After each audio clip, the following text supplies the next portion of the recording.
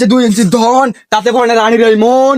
আমি দেবো আপনার রানীকে চোদন, আপনার রানী গর্বে আসবে একটা খোকন, সে করবে আপনার রাজ্য শাসন। মন্ত্রী মশাই, মন্ত্রী আদেশ করুন জাহাপানা, আদেশ করুন। মন্ত্রী মশাই, আমার বংশের প্রদীপ করা এখনো জন্ম হয়নি। মন্ত্রী মশাই, তুমি কি বলতে পারো মন্ত্রী? আগে জাহাপানা আমি বলতে পারি, কারণ আপনার যে 2 ইঞ্চি ধন তাতে পড়ে না রানীর ওই মন।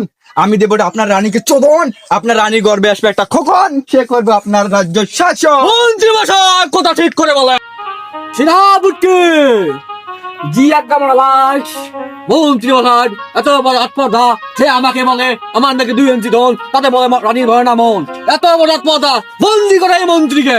মহারাজ, আমার ছোট মুখে একটা বড় কথা বলতে চাই। আসলে তো মন্ত্রী তো ঠিকই বলেছে, আপনার তো 2 ইঞ্চি এর পথ। সেনাপতি, সেনাপতি তুমি ঠিক বলেছো। তাহলে কেমনে আমার এই বংশের প্রদীপ জ্বলন দিবে? হুজুর কিছু যদি মনে না করেন তাহলে আমি একটা কথা বলি। বলেন মন্ত্রী, বলেন। আমি আপনার বংশের প্রদীপ জ্বালিয়ে দেব। মহারাজ, যেহেতু আমি রাজ্যের সেনাপতি, আমার অধিকার আছে। আমি আপনার বংশের প্রদীপ জ্বালিয়ে দেবো মহারাজ। সেই আপত্তি তোমার এত বড় অস্পর্ধা? মন্ত্রী, যুদ্ধের জন্য প্রস্তুত হও। হ্যাঁ যুদ্ধ চলা যাক।